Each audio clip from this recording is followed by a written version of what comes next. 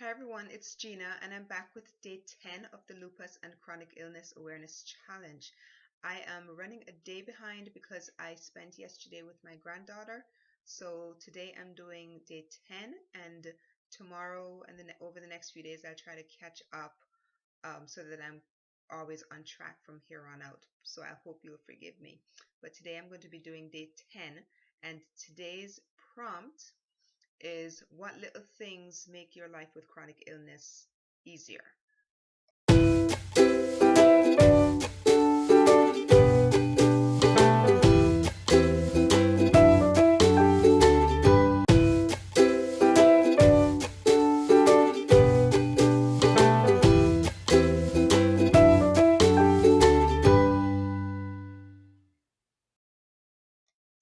So I sat down and I made a list of 20 things that make my life with chronic illness a little bit easier.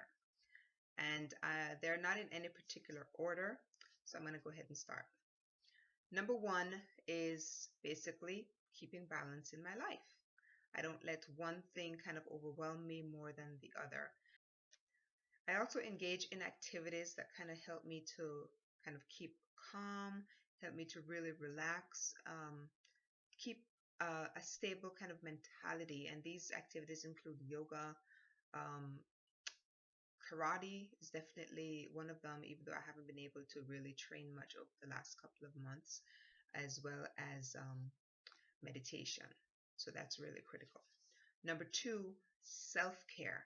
Self care is absolutely critical, and everyone, whether you're chronically ill or not, you should be engaging in self care on a regular basis. Whether that is just a massage, whether it is taking a little bath soak, whether it's just resting. So I make sure that I engage in self care, and for me, that involves having a certain type of tea, like turmeric tea, first thing in the morning, taking different herbs, using essential oils, um, the rest, the massages, whatever whatever it is you think that you should be getting, that is very critical for me. So that's my number two is self care.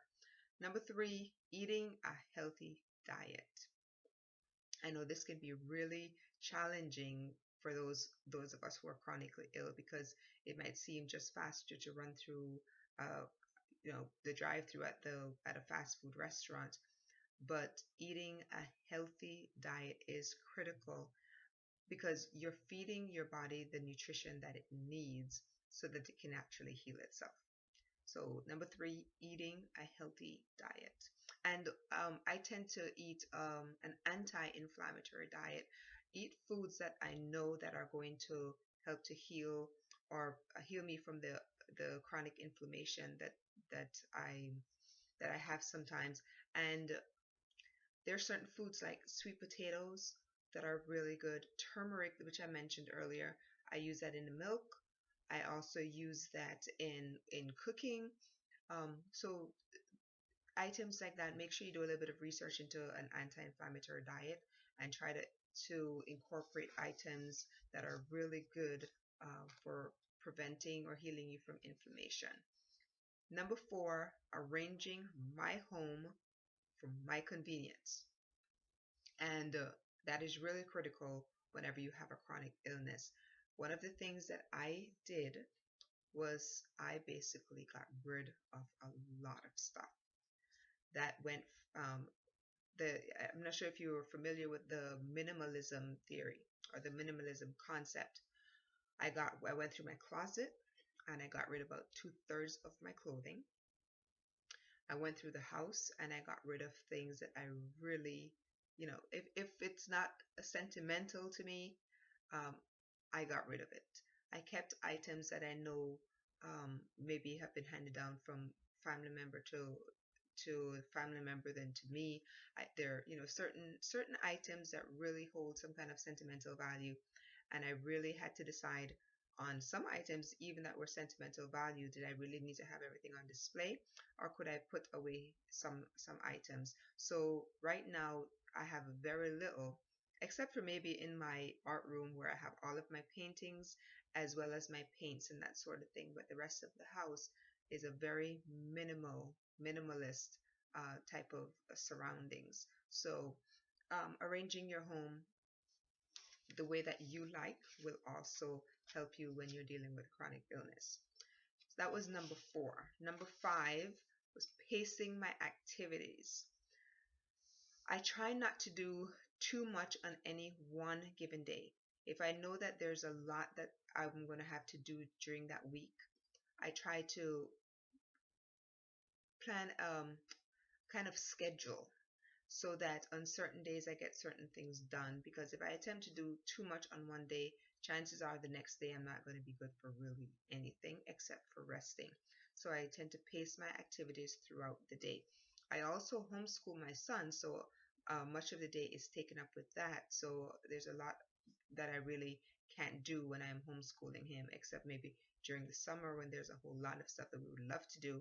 I really do have to pace myself.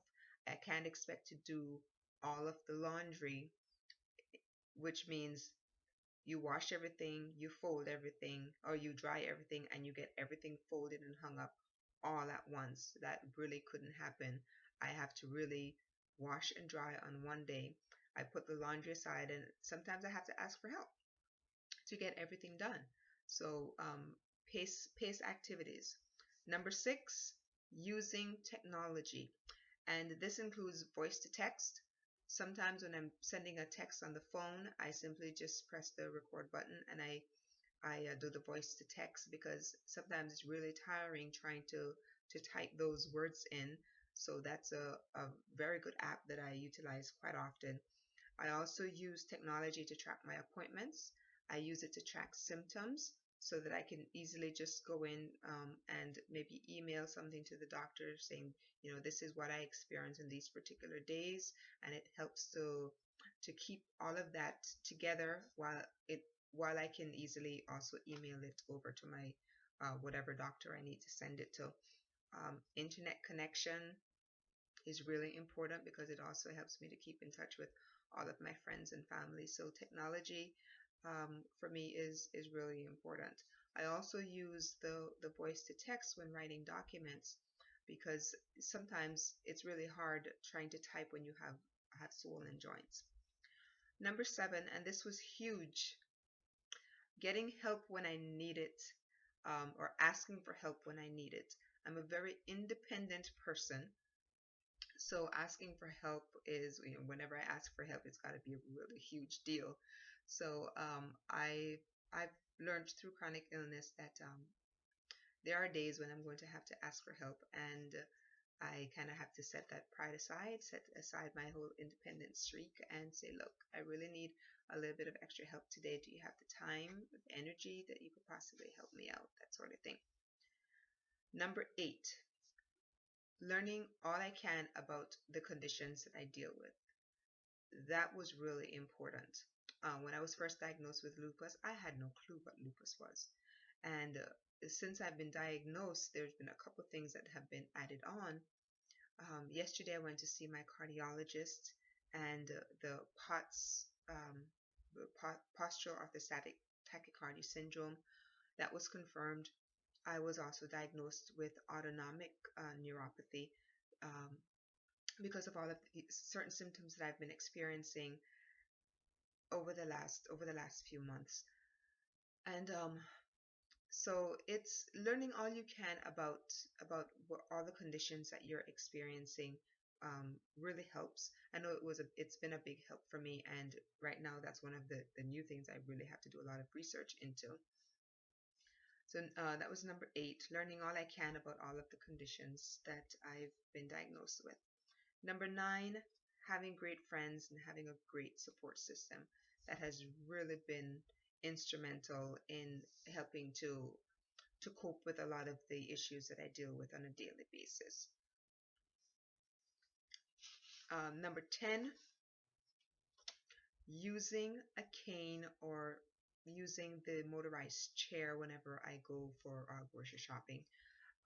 That was another thing that I really had to overcome, because I'm not used to being dependent on items for walking, that sort of thing.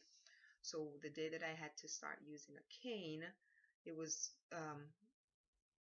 it struck me because I've never had to do that before.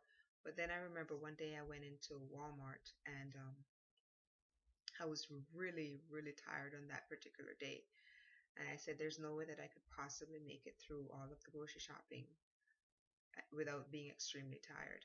So I said, today I'm going to have to use the motorized chair. And I did. So using a cane or the motorized chair when I feel I absolutely have to, that definitely helps me out. Number 11, having a shower chair. It's really nice having a chair in your shower or something that you can sit on when you're taking a shower. If you're taking a bath, that's different, but sometimes you don't want to be in there really that long, but it's exhausting trying to take a shower, and not too many people can really understand the kind of fatigue when you're tired when you go into the shower, you're tired taking the shower, you're tired when you get out of the shower. So having something as simple as a shower chair to help you get through um, that particular activity is really, really important. Number 12, using a notebook for reminders and planning meals, that sort of thing. I tend to have a notebook, excuse me, that I keep.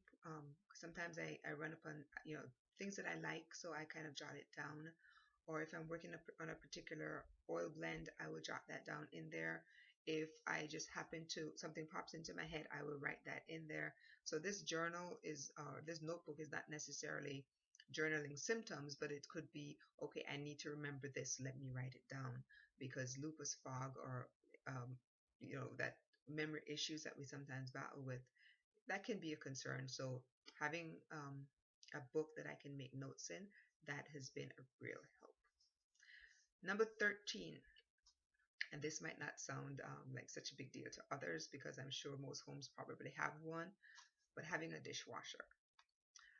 I don't particularly like to use paper plates because you use them, they get thrown in the trash. And rinsing them off and putting them in the recycling bin, I don't think is something I really want to do. But having a dishwasher where I can, stack everything in there and just let it run, that has been a real help. Number 14. Most homes probably have one, but for me it's really critical, and it's a huge help for those days when I really can't stand up and cook for any long period of time, having one dish in that pot with one dish in that pot, having several things going at one time. So my trusty crock pot gets a lot of work, and I've created some amazing dishes just using that crock pot. So that has been a huge help. Number 15, detoxing, whether it's a simple detox bath by pouring in some Epsom salt and just soaking with a few essential oils or herbs in there, or whether it's drinking smoothies, certain smoothies, or whether um, it's detoxing using dry brushing. But detoxing on a regular basis for me is really crucial to keep my immune system not, to keep it intact and working properly as much as I possibly can. Number 16, I kind of mentioned a little bit before, having an easy wardrobe. I got rid of two-thirds of my closet. That included shoes. I kept certain items or certain tops that I can mix and match with just a few bottoms that I decided to keep. A couple pairs of jeans, some slacks, long skirts, and then I have tops that I just kind of mix and match. I also love dresses, so I have about 10 dresses in my wardrobe. But my closet is extremely spacious, and I have maybe 4 pairs of shoes that I like to wear on a regular basis. Because it gets really tiring you standing there and you know, you're overwhelmed by all these clothes that are in your closet. So I just made it really simple, and I picked out things that I really liked, put that aside. Picked out things that I hadn't worn in about 6 months or to a year, put that in another pile. Picked out things that I really, that liked, but it wouldn't hurt me to get rid of it, put that in. And at the end of the day, I donated a bunch of the stuff to Salvation Army and Goodwill, and I kept the pieces that I absolutely love in my closet. So now I have a closet that I actually will use on a regular basis rather than some things pushed to one side that I rarely were using. I also have some items for the days when I'm extremely bloated that are elasticized. A lot of my pants are elasticized because I'm sure many of you can relate to those days when you're just bloated and nothing really feels comfortable, and having that elasticized pair of slacks or that skirt is really helpful. So having an easy wardrobe is very crucial when you're dealing with a chronic illness. Number 17, and um, this one is most people have it. It's sunglasses. But for me, I have several pairs just in case I forget one at home. I have another pair that thrown into a bag that I can use. And sunglasses help me to deal with the severe headaches that I get sometimes. I always have sunglasses on when I go outside, and if I'm inside and I have a slight headache, I also put my sunglasses on. And I know some of you probably wear sunglasses inside. There's a song that came out many years ago called "I Wear My Sunglasses at Night." I'm one of those people because it helps with the headache. It tends to help with the glare sometimes that is coming. Maybe the room is just too bright, so it definitely helps with that. So sunglasses are a simple thing but very important to me. Number 18, wide brim hats. Um, when I'm outside, I have to put on a wide brim hat, and I have on long sleeves because I become photosensitive. Means that the sun tends to bother me right now. So I like to have a wide brim hat on, and then of course I have on my shades. So definitely the wide brim hat, as well as clothing that protect my skin, because you want to. I tend to wear light colored clothing when I'm outside so that the sun kind of bounces off, and lots of sunscreen as well. Number 19, and this is huge for me. My painting, it sounds simple enough, but being able to paint is very therapeutic for me. Not to mention that it's also an income earner. So being able to paint, and you can see that there are my paintings behind me and all of my equipment. So painting for me it seems simple, but it's very crucial for me, for both for income wise as well as therapeutic wise. And last but not least, I mentioned before that yesterday I spent time with my granddaughter. She's only one, but it's just a lot of fun just to be with her, with my youngest son and other extended family.